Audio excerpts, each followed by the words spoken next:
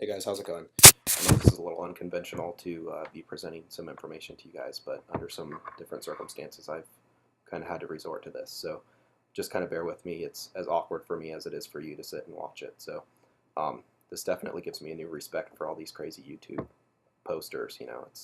Can't believe that they do all the things. And in my findings, I also realized that you have to write things backwards when you take videos because it shows up like a mirror. So definitely gave me a new respect for the YouTube posters. So, as you guys probably know, our group chose to talk about institutional discrimination and look a little bit further into that.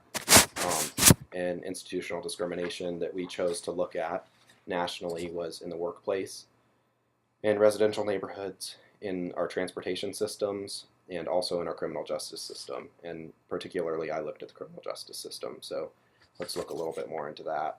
Um, right now, we're in a state of mass incarceration. I know we've looked at some of the information through the Gallagher, and a lot of my findings are through that and digging a little bit deeper into some more research, but just kind of bear with me here as I get through this.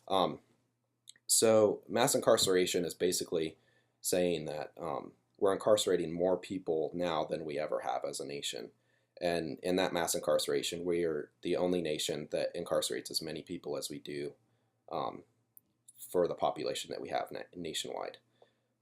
So that doesn't sound like all of a bad thing, and we have to realize that most of the incarcerations are not for no reason.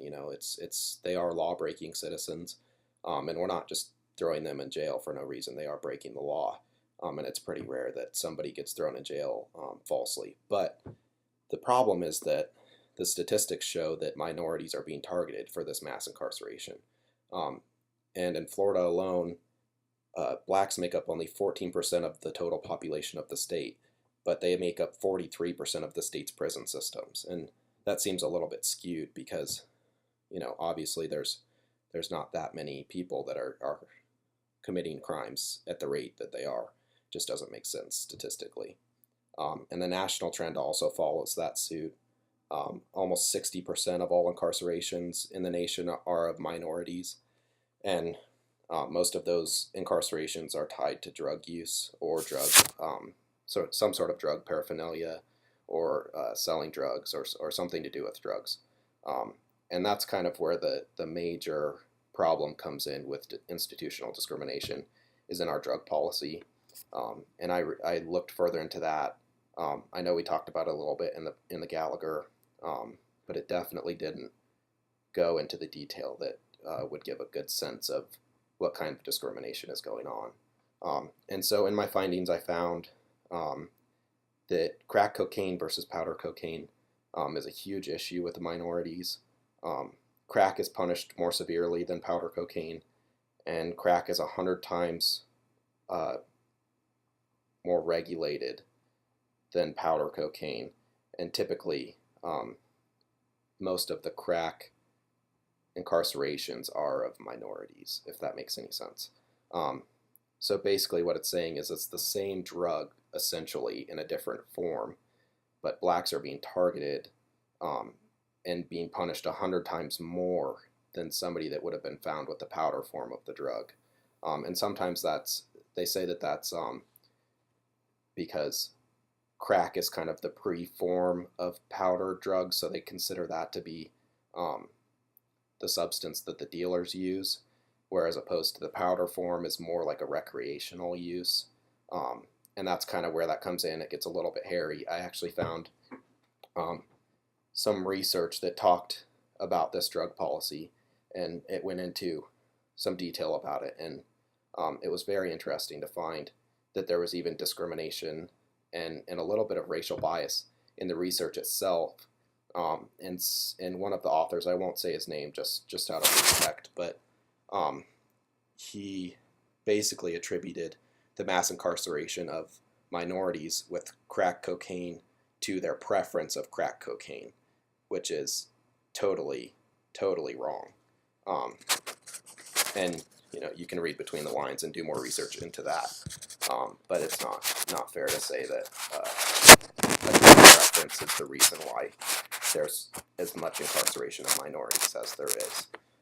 And that kind of goes into more detail also about there's something called the three-strike rule, and it sounds great. It basically what it is if you get 3 convictions of a felony drug sentence of some sort, basically you get the maximum for whatever those 3 were. So basically, if you had 3 felony charges, you would get the maximum for those 3, and typically that turns into life or a really long time in jail.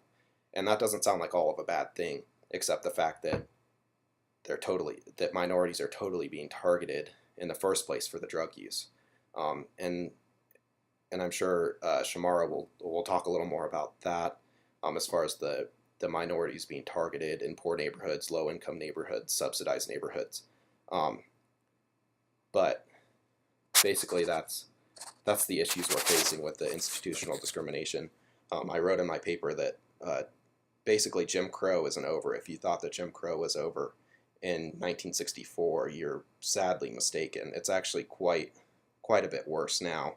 There's a lot of underlying tones, and basically what I said was that there is, let's see if I can find it in the paper itself, just to give you a better idea. Sometimes it's better when you actually write it down.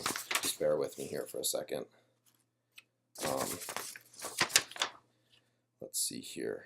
Yeah, I said, if you thought Jim Crow ended in 1964, think again. Institutional discrimination in our criminal justice systems have existed since our country was established. And I said, undeniable evidence has proved that our current judicial systems are not affecting minorities as a result of poorly planned policy, but rather a consciously planned continuation of Jim Crow in the 21st century. And that basically gives you a good idea of what we talked about in our research, and I hope I recapped that well enough for you guys to get a better understanding of what we're facing. Thanks so much.